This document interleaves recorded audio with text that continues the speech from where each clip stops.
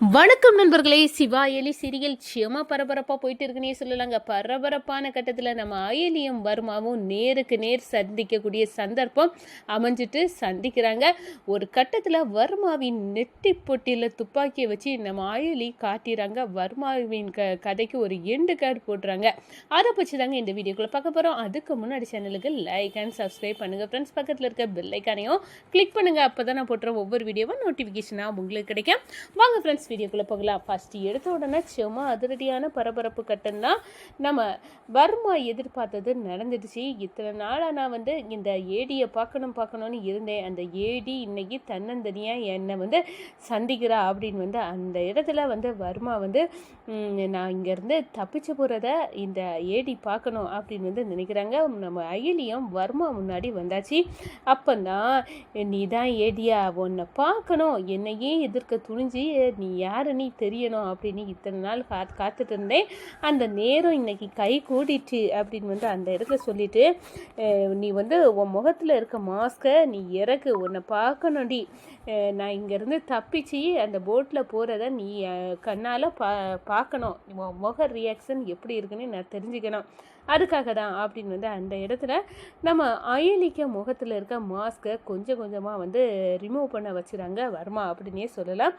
பார்த்தா, ஓ நீங்கள் சிவா அயலி தானா, அந்த ஸ்கூல் டீச்சர்ஸ் அப்படின்னு எங்கிட்ட அறிமுகமாகி அந்த அவள் தான் நீயும் இப்போ என்ன கெஸ் பண்ணியிருப்பியே, நான் தான் காபி ஷாப் ஓனர் அப்படின்னு அந்த இடத்துல அப்படின்னு கேட்கணும். ஆமாடா, நீ என்னைக்கு இந்திராணி அண்ணி வீட்டுக்கு நின்னியோ அன்னைக்கே உன் மேலே எனக்கு சந்தேகம் வந்துச்சு. இப்போ கன்ஃபார்ம் பண்ணிட்டேன் அப்படின்னு அந்த இடத்துல சொல்கிறாங்க. என்ன, நான் இப்போ உன் கண்ணு முன்னாடி தப்பிக்க போகிறேன், அதை நீ பார்க்கணும் அயலி ஏடி அப்படின்னு அந்த இடத்துல சொல்லுறாங்க வர்மா. நம்ம அயலியும், ஏடா உன்னை வர்மா, உன்னை நான் பிடிக்கணும் அப்படின்னு நான் காவல் இருந்தேன். நான் வேறு யார், அர்ச்சனாவின் பொண்ணு தான். ஓ, அதனால தான் அந்த அளவுக்கு நீ வீரத்தில் இருந்தியா? அதே அர்ச்சனாவுக்கு 20 வருஷத்துக்கு முன்னாடி நான் பார்த்தேன். அர்ச்சனாவின் வேகம் உன் மேலே கிட்ட இருக்க நேரமே நான் சந்தேகப்பட்டேன். நீ தான் அர்ச்சனாவின் பொண்ணு அப்படின்னு இப்போ எனக்கு தெரிஞ்சுட்டு, உன்னை விட போகிறதுல உங்கள் அம்மாவுக்கு கதையை முடித்தது மாதிரி உன் கதையையும் நான் முடிவு கட்டுறேன் அயலி அப்படின்னு அந்த இடத்துல சொல்லுறாங்க வர்மா. அர்ச்சனாவுக்கிட்ட இருந்த அதே கண்கள், அதே வீரம், அதே திமிரு எல்லாமே உன்கிட்ட இருக்கு ஏடி. நீ அம்மாவுக்கு தப்பாமல் பிறந்திருக்க அப்படின்னு அந்த இடத்துல வர்மா சொல்லுறாங்கன்னு சொல்லலாம். இந்த பாரு அயலி, நீ தான் ஏடியா இருப்ப அப்படின்னு நான் நினச்சி பார்க்கல. உன்னை சாதாரண டீச்சர் அப்படின்னு கெஸ் பண்ணிட்டேன். நானும் நீயும் அப்ராணி, அந்த கபிலன் கூட சொன்னான், இவங்க 2 பேரும் சிவாயும் அயலியும் போலீஸ் தான் அப்படின்னு அவன் பல முறை சொல்லியிருக்கான் என்கிட்ட. ஆனாலும் நான் உங்களை தப்பு கணக்கு போட்டுட்டேன். நீங்கள் சாதாரண போலீஸ் டீச்சர்ஸ் தான், போலீஸ் இல்லை அப்படின்னு நான் நினச்சேன். ஆனால் நீ இவ்வளோ பெரிய ஏடியாக இருப்பேன்னு இப்போ எனக்கு புரிஞ்சிட்டு. அப்போ அந்த கபிலன் சொன்னது உண்மையாக தான் போல இருக்குது. ஓ, இந்திராணி வீட்டில் நான் தாக்குதல் நடத்த நேரம் எல்லாம் இந்திராணியை பாதுகாத்தது நீதானா அப்படின்னு உள்ள விஷயம் எனக்கு இப்போ புரிஞ்சிட்டு ஏடி. கபிலன் வீட்டுக்குள்ளே இருந்துக்கிட்டு நீ கபிலன் யாழ் அப்படி இருக்க நேரமே நீ என்னை எதிர்த்துட்டு அவன் வீட்டிலே இருந்திருக்கல. நீ எவ்வளோ பெரிய மாஸ்க் பிளானோட நீ இருந்திருக்கான்னு இப்போ புரிஞ்சுட்டு ஏடி. நம்ம அயலி மாஸ்கா அங்கே அந்த இடத்துல மாசா சொல்கிறாங்கன்னு சொல்லலாம். இந்த பாரு வர்மா, நீயும் கபிலனும் கூட்டு களவானிங்க 2 பேரையும் பொறி வச்சு பிடிக்கிறான்டா. நான் காவல் இருந்தேன். கபிலனும் உன் ஆள் அப்படின்னு எனக்கு தெரியும்டா அப்படின்னு சொன்னாரு. ஓ, இது கூட தெரிஞ்சிருக்கா, பரவாயில்லையே ஏடி, உன்னை பற்றி நான் தப்பு கணக்கு போட்டுட்டேன் அப்படின்னு நினைக்கிறாங்க. நீ தான் வருமானி எனக்கு தெரிஞ்சிக்க. இப்போ தான் அந்த ஸ்கெட்சு மூலமாக தான், உன் பிளட்டு சாம்பிள் மூலம் தான் எனக்கு அடையாளம் தெரிஞ்சு. இல்லாட்டா உங்கள் அம்மாவை கொண்டு வச்சுட்டு நீ உன் வீட்டுக்கெல்லாம் அழைச்சல, அப்போவே உன் முகத்தரையை கிழிச்சி எரிஞ்சு உன் அம்மா கண்ணு முன்னாடி காட்டியிருப்பேன்டா. அவங்க பாவம் இத்தனை நாள் ஒரு நல்ல பையனை தான் நம்ம பெற்றிருக்கோன்னு நினச்சிட்டு இருக்காங்க. அவங்களுக்கு இவன் தான் இன்டர்நேஷ்னல் கிருமா வருமானி தெரிஞ்சா எவ்வளவு கதிகலங்கி கண்கலங்குவாங்க. நீ அப்படிப்பட்ட ஆளுடா வருமா. உனக்கு எல்லாம் சரியான பாடத்தை கற்றுக் கொடுக்க தாண்டா நான் வந்திருக்கேன். எங்கள் அம்மா விட்டுட்டு போன பணியை நான் தொடரேன்டா. உன் கதையை முடிக்கிறது என் கையில் தான்டா இருக்கு அப்படின்னு நம்ம அயலி அப்படியே வர்மாவை அதிர்ச்சி அடைய வச்சுறாங்கன்னு சொல்லலாங்க. ஏடி, உன்கிட்ட அதே அர்ச்சனாவுக்கு திமிரு இருக்குது, அது மட்டும் இன்னும் குறையவே இல்லை. இதை நான் எதிர்பார்க்கவே இல்லை ஏடி.